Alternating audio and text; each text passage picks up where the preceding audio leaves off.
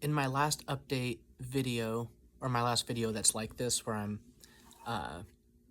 it's just kind of a life update thing, kind of as if I would a conversation with someone, but it's just a monologue because we're in different time periods. I'm in the past and you're in the future. Yeah, I didn't get to talk about my incredible experience at Soak, SOAK, and I should know what that stands for, but it's a mini burner fest, Portland Burner Fest, out in the middle of the most beautiful, kind of deserty, but like rock formations. And if you've never been to Oregon, like, it's probably maybe my favorite state. I almost said country. It's my favorite country. I'm an Oregonian. They kind of are their own country. A lot of the states kind of are. Anyways, I had an incredible time there. It's so different from so many other festivals, and very magical. People could just be themselves, dress up however they want, or not wear anything, and which takes a lot of boldness. I was like, I was thinking about it. I was like, I could just walk around naked, but I was like, I don't know. It'd be like all those dreams where I'm naked, and I'm like, but I have respect for people that can do that. I mean, that takes a certain amount of like getting past whatever that is. Which I guess, yeah, I've gone like skinny dipping with friends in the past, but that's more of like, you're doing it in the moment. It's like part of the adventure or something. And it's just fun. And your clothes are dry afterwards, which is great. But anyway, the people there were so cool. And the vendors, they give stuff to you. Like, nothing's for sale. And at one point, I watched these incredible aerial dancers, and there were all these other dances that all incorporated like pole dancing and just stage dancing, and then also I forget what it's called, but it's like an aerial kind of apparatus thing. It's like a cloth, like some kind of linen, and it's just so aesthetically cool. Like, I was obsessed. And there were so many good performers, and just the amount of like control in your body. Like, the only sports my parents were into growing up was gymnastics, because they both did gymnastics, and they taught us some. So all the kind of movements of the body and dance routines are all very interesting and artistically fascinating to me.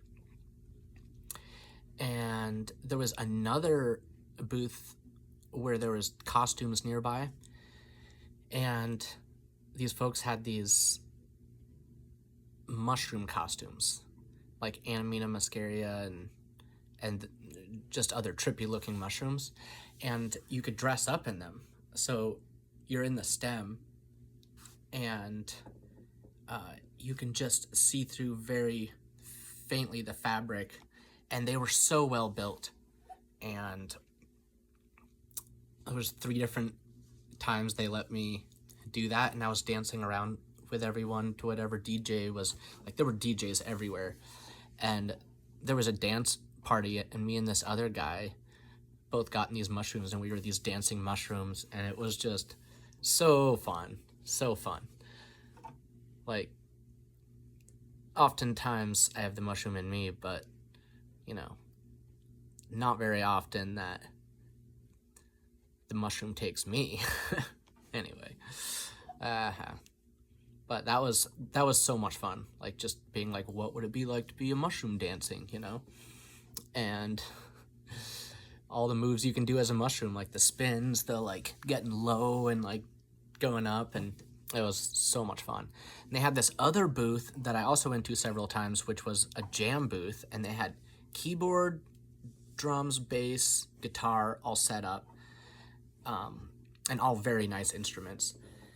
And these really cool, they were featuring this company that does these lights that attaches to each instrument, and like the guitar had these clouds, like these thunder clouds with lightning, and the drums had this planet or something, or maybe the bass had the planet, and then there were these big crystals.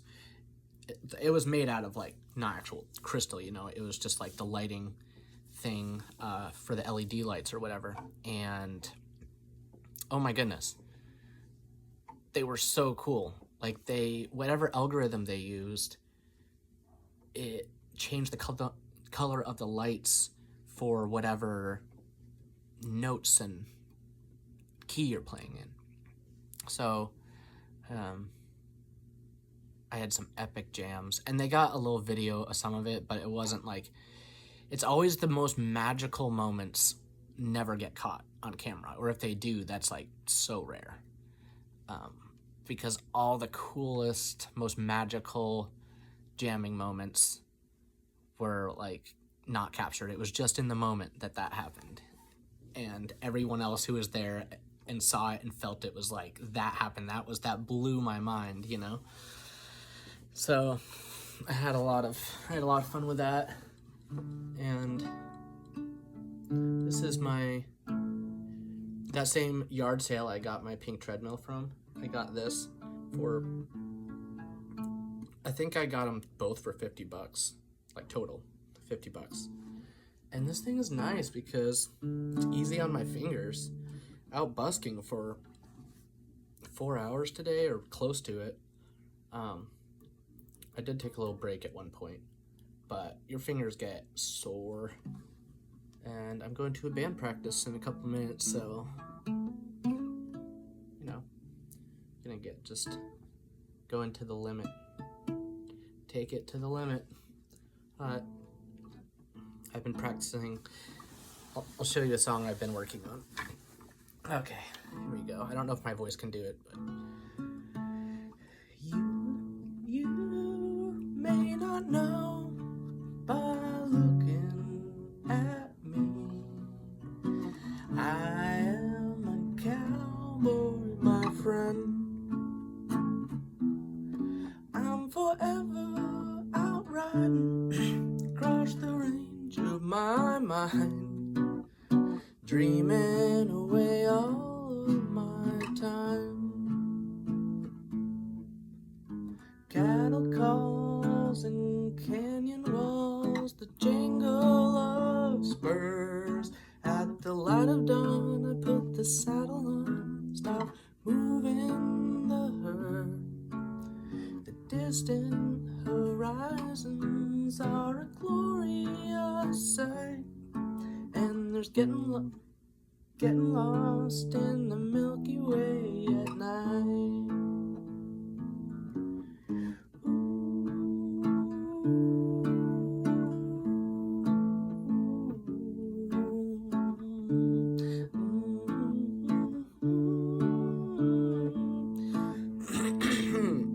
I got a lightning lasso and my trusty horse. I got a 6-shooter too. I've got an old Stetson hat and a shaggy mustache. Yes, I'm at home on the range. I'm still learning it. Oh yeah. Tumbleweed and buffalo, the rivers run wild. Sunset over rolling hills, the ghost rider skies. My campfire song has me feeling just right, and there's getting lost in the Milky Way at night. And that.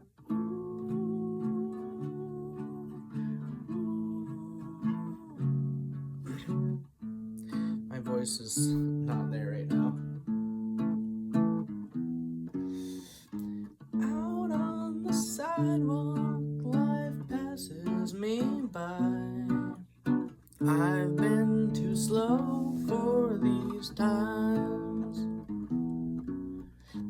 might help your knowing if you look in my eyes. I'm a cowboy neath faraway skies.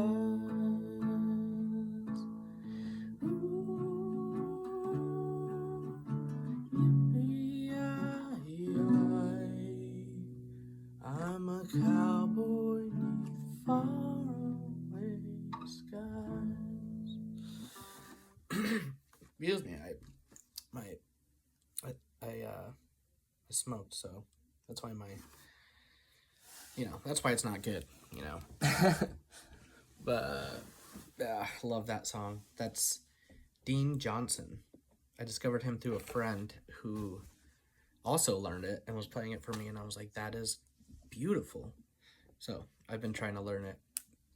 And he sings it really high like that, which I can normally do. And using a mic while I busk helps me so much because I can sing softly, which I do best.